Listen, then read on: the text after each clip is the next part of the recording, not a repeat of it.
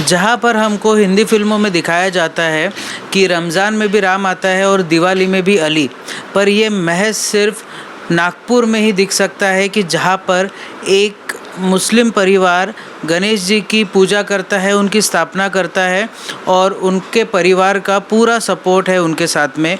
हमारे साथ मौजूद है सोहेल खान सर, जिनके जो सुपुत्र है लगभग 12-13 साल से वो गणेश जी की स्थापना कर रहे हैं। सर से जानने की कोशिश करेंगे कि किस तरीके से उन्होंने ये काम चालू किया और उनके लड़के ने जब उनको ये चीज़ बताई तब उनका रिएक्शन क्या था। सर बहुत बहुत शुक्रिया हमारे लिए वक्त निकालने के लिए। धन्यवाद। सर सबसे पहले आपके जो सुपुत्र है सिजान जी, उन्होंने कितने टाइम से ये सब शुरू किया गणेश जी को स्थापित करना? जब वो 7 साल के थे उस समय उन्होंने मिट्टी के गणपति बनाना चालू किया था और 2 या 3 साल तक उन्होंने मिट्टी के गणपति का ही मतलब घर में बैठाए। जब हमने देखा कि बच्चा गणपति पापा में काफ़ी रुचि है तो उनकी मम्मी ने मेरे को पूछा कि बच्चा ऐसे चाहता है कि वो तो घर में बैठाना चाहता है, तो आपकी परमिशन है क्या?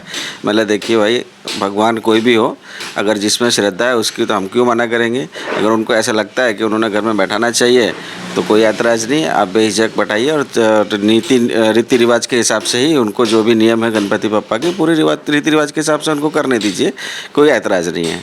तब से उन्होंने पहले छोटे गणपति जी लेके आए पहले साल, जब अपन ने डेकोरेशन वगैरह किए, उसके बाद धीरे धीरे वो थोड़ा बड़ा लेके आए।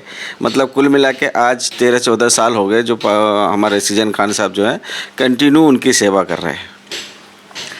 सर आप मुस्लिम कम्युनिटी को बिलोंग करते हैं, कहीं ना कहीं पे आपको थोड़ा सा प्रेशर तो रहा होगा समाज से या कोई चीज़ों से?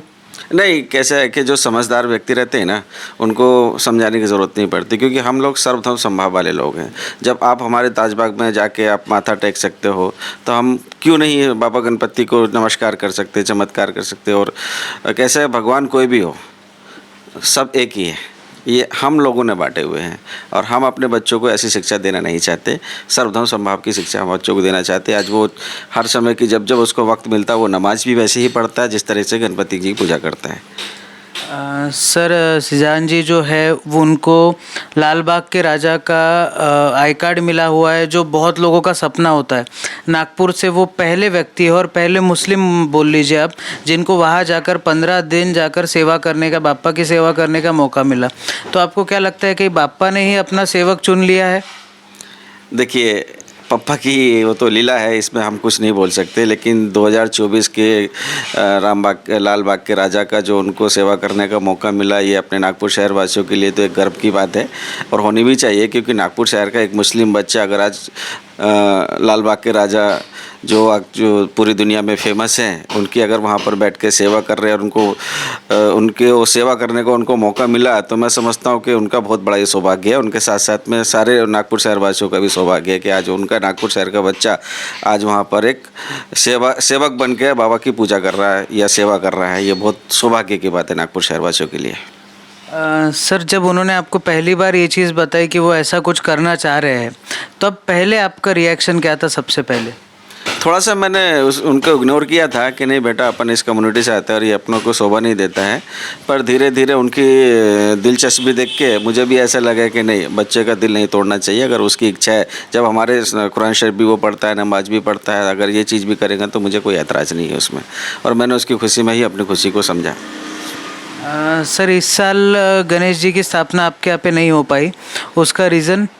रीजन एक्चुअली 2 साल से हमारे यहाँ स्थापना नहीं हो पा रही। पिछले साल उनकी तबीयत ख़राब हो गई थी और इस बार उनको पापा ने अपने बड़े दरबार में ही बुला लिया और वो सारी देख रेख वही करते हैं, जिसके कारण हमारे यहाँ स्थापना नहीं हो सकी। तो आने वाले समय में कुछ और प्लान्स है सर कि बापा को फिर से आपके घर पे बुलाया जाए? देखिए, आने वाला समय पप्पा जी की जैसी मर्जी, जो आदेश करेंगे उसके हिसाब से ही काम करना पड़ेगा।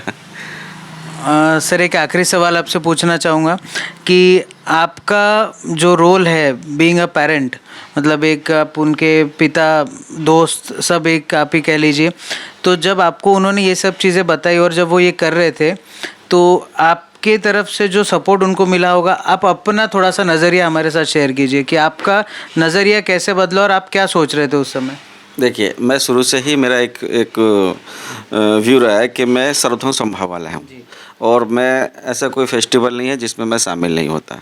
मैं दुर्गा देवी में भी जाता हूँ, मैं संदल में भी जाता हूँ, मैं जश्न ईद मिलादुन में भी जाता हूँ। जो भी हमारे फेस्टिवल रहते हैं, अभी जैसे गणपति जी के जगह जगह पर हमको बुलाया जाता है, स्टेजों पर बुलाया जाता है, तो हम बेझिझक जाते हैं। तो मेरे मन में ऐसा कुछ पहले से ही विचार नहीं है और हम सब धर्म सारे फेस्टिवल मिलजुल के मनाने वाले में से एक मैं व्यक्ति हूँ। सर, जैसे आज गणेश जी की स्थापना हुई है बहुत घरों में, तो लोगों से आप क्या कहना चाहेंगे? बस सबको गणेश चतुर्थी की ढेर सारी शुभकामनाएं हमारे और हमारे पूरे परिवार की तरफ से। सब लोग ने मिलजुल के सारे फेस्टिवल मनाना चाहिए और अभी 16 तारीख को ईद भी और 17 तारीख को गणपति जी का विसर्जन भी है। तो हम चाहते हैं कि सारे लोगों ने विसर्जन भी का भी और जश्न ईद मिलादुन नबी का भी, दोनों फेस्टिवल को मिलजुल कर मनाकर उसका लुत्फ़ लेना चाहिए। तो ये थे सोहेल खान जी, जो कि हमारे साथ साझा कर रहे थे एक अलग ही दृश्य जो हमको धरातल पे नज़र आता है और जो बड़े लोग हमको दिखाने की कोशिश करते हैं, उन सब चीज़ों में बहुत सा अंतर हमको नज़र आ रहा है।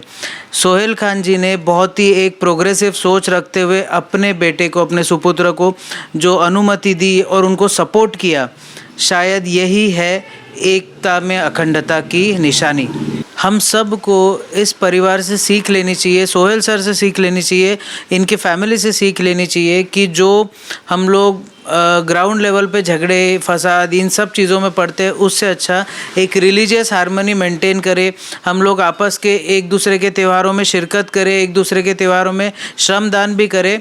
ये परिवार इस चीज़ का जीता जागता उदाहरण है। कैमरामैन मोहन मिश्रा के साथ में मैं शांतनु अग्रवाल, महाराष्ट्र टीवी 24।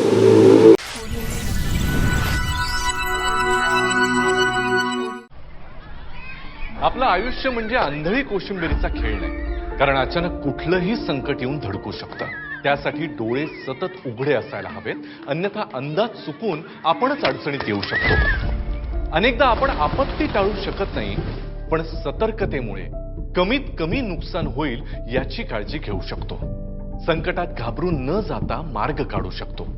शासकीय सूचनांचे पालन करून आपण मदत पथकाला सहकार्य करू शकतो।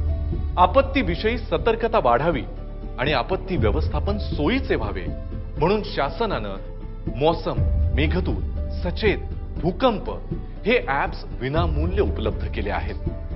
त्यांचा वापर करा। सतर्कतेमुळे जीवितहानी बरोबरच वित्तहानी सुद्धा टळू शकते। प्रसंगावधान राखा, योग्य कृती करा। आपत्ती व्यवस्थापन, आयुष्याचे संवर्धन। आपत्ती व्यवस्थापन, मदत व पुनर्वसन विभाग, महाराष्ट्र शासन।